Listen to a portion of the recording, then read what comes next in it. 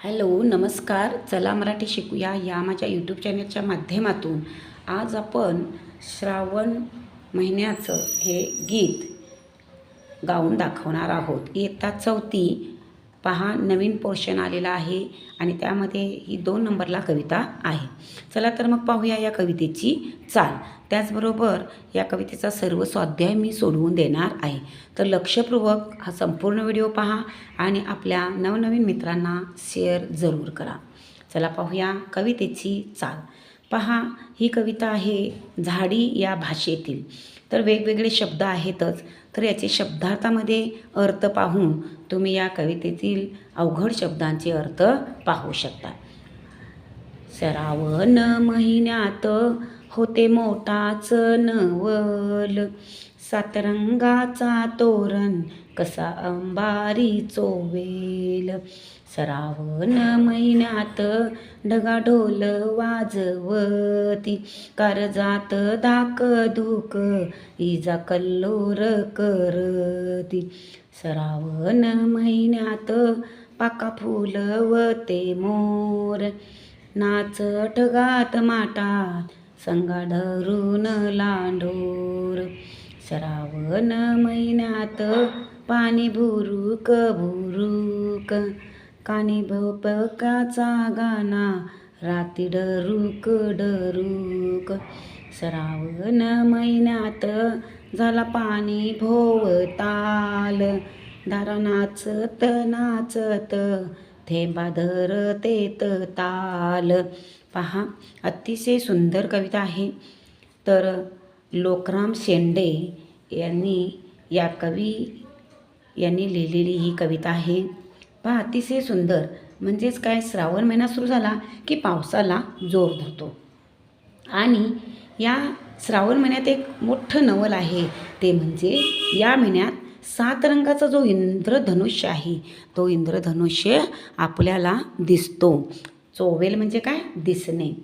तर याच श्रावण महिन्यात मोठमोठे ढग वाजत असतात, इजा कडकडत असतात. कल्लोळ करणे म्हणजे कडकड आवाज करणे.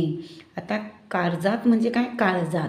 बघा, तर कारजात धुकधुक होण्यासोबत म्हणजे धकधक होतं, भीती वाटते. धाकधूक म्हणजे काय, भीती. आणि इजा म्हणजे विजा. कल्लोळ म्हणजे कल्लोळ करत असतात. आणि याच श्रावण महिन्यात अजून काय काय होतं पहा, मोर आपले पंख पसरून नाचत असतात, कारण मोरांना पाऊस आवडतो.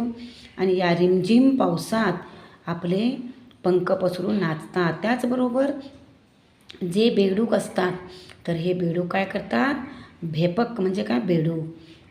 हे डुरुक डुरुक आवाज म्हणजे काय, डराव डराव बेडकांचा आवाज करत इकडे तिकडे फिरत असतात. आणि या श्रावण महिन्यात पाऊस मोठा असल्यामुळे पाणी सभोवताली सगळीकडे फेर धरून नाचत असतं. थेंब थेंब पाणी साचत मोठे पाणी एकत्र साचत येतं. तर अशा प्रकारे श्रावण महिन्यातील ही कविता आपण शब्दार्थ पाहणार आहोत. त्याचबरोबर चाल पाहिलेली आहे आणि कवितेचा अर्थसुद्धा पाहिलेला आहे. पहा, इथे शब्दार्थ दिलेले आहेत. तर ही शब्दार्थ तुम्ही वाचा म्हणजे तुम्हाला अर्थ संपूर्ण स्पष्ट होतील. त्याचबरोबर आता स्वाध्याय पाहूया आपण. स्वाध्याय पाहत असताना कवितेत आलेले चौकटीतील शब्द, फक्त शब्द लिहायचे आहेत. पहा, कवितेत वर्णन केलेल्या महिन्याचे नाव. आता त्यांनी झाडी भाषेत लिहिले आहे बघा. श्रावण म्हणजे श्रावण. मोराच्या संगतीने नाचणारी लांडोर. आता मोर म्हणजे पुरुष आणि लांडोर म्हणजे स्त्री. तर हे लिंग बदला आपण इथं बोलू शकतो. लांडोर म्हणजे मोराची पत्नी. रात्री डरुक डुरुक करणारा भेपका. भेपका म्हणजे कोण रे, तर भेपका म्हणजे बेडूक. आता श्रावण महिन्यातील वैशिष्ट्य कोणते. आता मी इथे लिहिलेली नाहीत उत्तरं, पण तोंडी सांगणार आहे. लक्षपूर्वक ऐका. श्रावण महिन्यातील वैशिष्ट्य काय, तर श्रावण महिन्यात 7 रंगांचा जो इंद्रधनुष्य तो दिसतो. तसेच विजा कडकड करत येतात, मोर आपले पंख पसरून नाचतो आणि बेडूक आपलं डरावडराव आवाज करत ओरडतो. ही वैशिष्ट्ये झालेली आहेत. आता त्याचबरोबरचा प्रश्न बघा, आपण विश्लेषण सगळं करत आहोत. संपूर्ण व्हिडिओ पहा. हा व्हिडिओ शिक्षकांनासुद्धा खूप महत्त्वाचा आहे, कारण मी अतिशय क्लिअर अशी उत्तरं इथे सांगत आहे. स्वाध्याय संपूर्ण दाखवणार आहे. 2-3 वाक्यात उत्तरल्या. श्रावण महिन्यातील निसर्गाचे वर्णन तुमच्या शब्दात लिहा. आता निसर्ग म्हणजे काय, तर श्रावण महिन्यात हिरवेगार सगळीकडे वातावरण होतो, त्याला निसर्ग म्हणतात. निसर्ग सगळीकडे हिरवेगार होतो. तसेच निसर्गामध्ये सप्तरंगाचा इंद्रधनुष्य दिसतो, विजा कडकडतात, पाणी सगळीकडे साचते. तसेच श्रावण महिन्यात बेडूक ओरडतो, मोर नाचतो. अशा प्रकारे आपल्याला त्याचे वर्णन सुंदर शब्दात करता येईल. सगळीकडे हिरवेगार झाल्यामुळे वेलींना फुले येतात. अतिशय सुंदर असं वर्णन तुम्ही करू शकता. मोर आणि बेडूक यांचा पावसाचा आनंद कसे व्यक्त करतात. मोर बघा, मोर आपला पावसाचा आनंद कसा व्यक्त करतो, तर मोर आपले पंख पसरून नाचतो, त्यालाच पिसारा म्हणतात बघा. आणि बेडूक डराव आवाज करत इकडे तिकडे पाण्यातून उड्या मारतो, फिरतो. तर पुढा प्रश्न बघूया आपण, रिकाम्या जागा भरा. 7 रंगाचा तोरण कसा डॅश डॅश चोवेल. आता चोवेल म्हणजे काय, दिसेल, तर अंबारी. इथे तर अंबारी म्हणजे आभाळी दिसेल. कारजात धाकधूक डॅश डॅश कल्लोळ करते. कारजात म्हणजे काळजात, धाकधूक म्हणजे भीती, काळजात भीती कोण करतं, विजा, कडकडणाऱ्या विजा. मग काय ना, इजा, त्यांच्या झाडी भाषेतील शब्द आहे इजा. असा इजा हा शब्द आपण इथे भरणार आहोत. त्याचबरोबर श्रावण महिन्यात डॅश डॅश भुरुक भुरुक. आता ही वाक्य कुठे आहे पाहायचं कवितेमध्ये, आणि ते शोध. श्रावण महिन्यात कोण करतं भुरुक भुरुक, तर पाणी. पाणी म्हणजे काय रे, पाऊस. पाण्यालाच पाऊस असं म्हटलेलं आहे. पाऊस भुरुक भुरुक करतो. त्याचबरोबर धारा नाचत नाचत डॅश डॅश धरतेत ताल, म्हणजे थेंबात आलं. थेंबा म्हणजे काय, अगदी छोटे छोटे थेंब जे पावसाचे पडतात त्याला म्हणतात. अगदी पावसाच्या धारा नाचत खाली थेंबाच्या स्वरूपात ताल धरत येतात. आता कवितेची अपरिचित शब्दांची यादी करा. आता अपरिचित म्हणजे काय, उदाहरणार्थ बघा, तोरण, महिन्यात, सरावण, धाकधूक, कारजात, भेबका, असे जे वेगळे शब्द आलेले आहेत ते शब्द झाडी भाषेत आलेले आहेत, आणि ते शब्दांची तुम्ही यादी करू शकता. त्याचबरोबर पुढला प्रश्न आहे बघा, 7 रंगांचे तोरण या शब्दसमूहाचा तुम्हाला समजलेला अर्थ सांगा. आता याच्यात काय अवघड आहे बघा. 7 रंग म्हणजे इंद्रधनुष्याचे. ताना पिहिनी पाजा, किंवा जातानाही पाणी पी, असे हे रंग.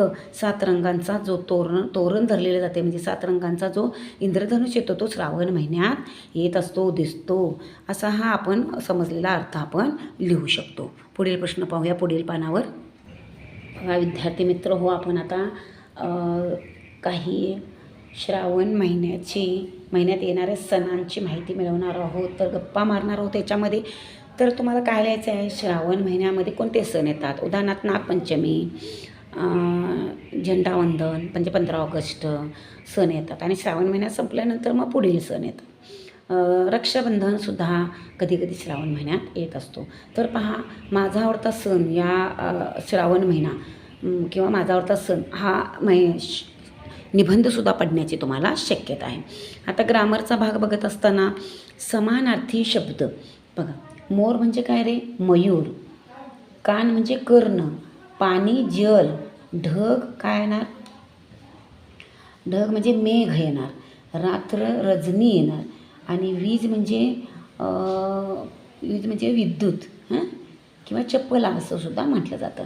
पुढील शब्द बघूया, विरुद्धार्थी शब्द. मोठा लहान, कमी जास्त, जवळ दूर. आता श्रावण महिन्यात आलेले शब्द शोधा. श्रावण हे कसे आले, सरावण. आभाळी म्हणजे अंबारी. काळजात म्हणजे कारजात. आणि थाटात म्हणजे काय येणार, थाटात हा शब्द बघा सांगते मी. थाटात म्हणजे नवलात आलेला सण हा नवल. त्याचबरोबर पाहूया आपण इथे बघा काही पर्याय दिलेले छोटे छोटे.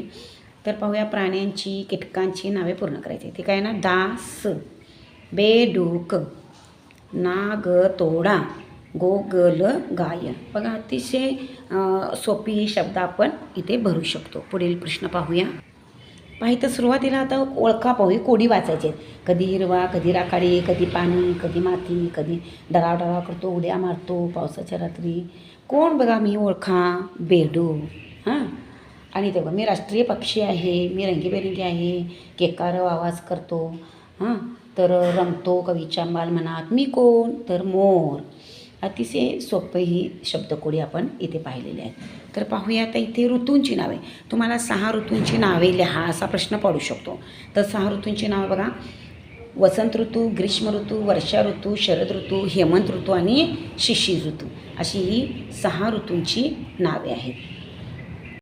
विद्यार्थी मित्रो, हा व्हिडिओ थोडा मोठा झालेला आहे कारण यामध्ये मी कविता वाचन, गायन आणि स्वाध्याय पूर्ण घेतलेला आहे. तर तुम्हाला नक्की आवडेल. लाईक, शेअर आणि सबस्क्राईब अवश्य करा.